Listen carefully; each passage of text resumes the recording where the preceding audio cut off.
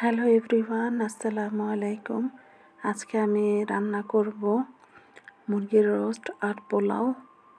তা আমি মুরগির রোস্টটাকে প্রথমে একটু আদা রসুন, একটু লেবুর রস আর একটু হালকা হলুদ দিয়ে মেখে রেখেছি 1 ঘন্টার জন্য। 1 ঘন্টা পরে আমি মুরগিটাকে ভেজে নেব। ব্রয়লার মুরগি হলে একটু ভালোভাবে ভাজতে হবে, আর দেশি মুরগি হলে হালকা একটু কালার আসলে উঠাই ফেললেই হবে। তো আমি ব্রয়লার মুরগি দিয়ে রান্না করতেছি, একটু ভালো করে ভেজে নিচ্ছি। ভাজা হয়ে গেলে আমি রোস্টটা রান্না করব। আমার মুরগিগুলো ভাজা হয়ে গেছে, এখন আমি পেঁয়াজটা ভেজে নেব। পেঁয়াজটা একটু লাল লাল করে ভাজা হলে আমি মশলাগুলো একটা একটা করে দিয়ে দেব। এখানে আদা দিলাম,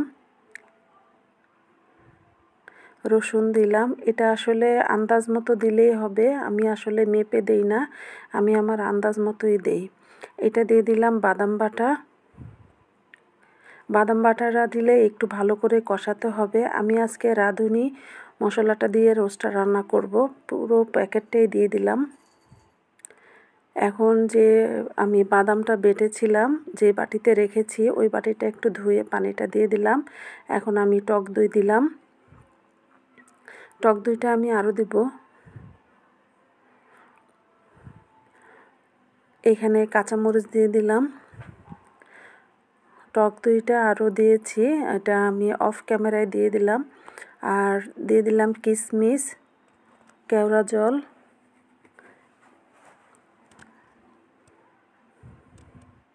এগুলো দিয়ে ভালো করে কষাতে হবে, তা না হলে মশলার একটা গন্ধ থেকে যাবে। এখন দিয়ে দিলাম লবণ, মুরগিগুলো দিয়ে দিলাম। মুরগিগুলো এখন একটু কষিয়ে নেব, সাথে একটু টেস্টি সল্ট দিয়ে দিবেন। আমি দিয়েছি, আপনাদের মন চাইলে দিবেন, না হলে দিবেন না। এখন আমি মুরগিগুলোকে একটু ভালো করে কষিয়ে নিব, ঢাকনা দিয়ে দিলাম। ভালো করে কষানো হয়ে গেলে আমি ঝোল দিয়ে দেব। আমি আরও একটু টক দইয়ের পানি দিয়ে দিলাম, আর একটু ঝোল দেব।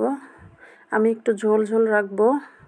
এখন আমি গুঁড়া দুধ দিয়ে দিলাম। আমি গুঁড়া দুধটাকে লিকুইড করে সেই দুধটা দিলাম। অনেকে পানি দেয়, পানি দিলেও চলবে, তবে দুধটা দিলে বেশি টেস্ট হয়। এখন আমি পোলাওটা বসাবো। পোলাওর জন্য আমি পেঁয়াজটা ভেজে নিব। পেঁয়াজটা একটু লাল লাল করে ভাজা হলে আমি এখানে আদা রসুন বাটা দিব, তেজপাতা, এলাচ, লং, দারচিনি এগুলো দিয়ে দেব।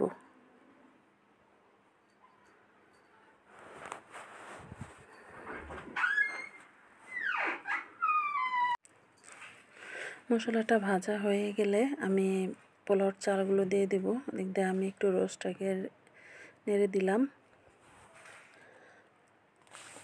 এখন আমি পোলাওর চালগুলো দিয়ে দেব।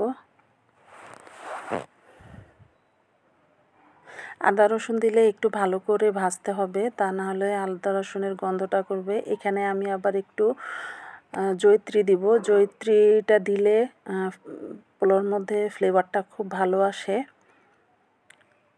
আর এখানে আদাটা একটু বেশি দিবেন আর রসুনটা একটু কম দিবেন, তাহলে পোলাওটা খেতে বেশি মজা হয়। এই যে আমি জয়িত্রী দিলাম।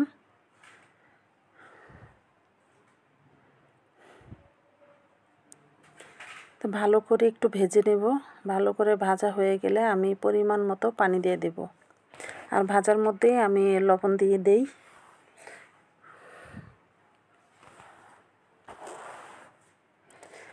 আমি 1 কেজি চালের জন্য 1 টেবিল চামচ লবণ দিই। এখানে পানি দিয়ে দিলাম, পানিটা গরম পানি দিয়েছি। এখন ঢাকনা দিয়ে দেব। গরম পানি দিলে পোলাওটা তাড়াতাড়ি বলক আসে এবং খুব ভালো হয়। আমি একটু নেড়ে চেড়ে দিব, উল্টে পাল্টে দিয়ে আবার দমে রাখবো।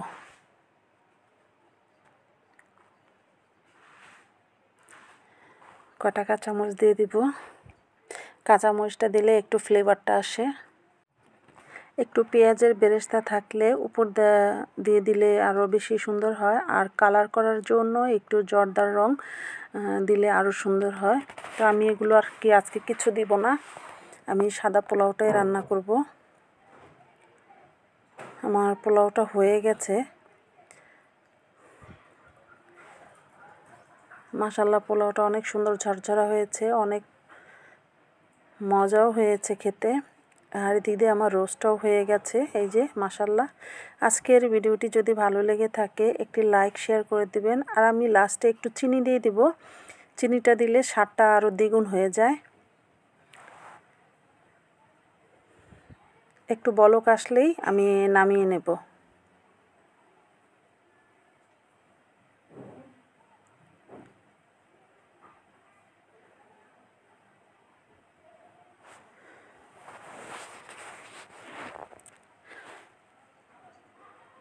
তো আজকের জন্য এই পর্যন্ত।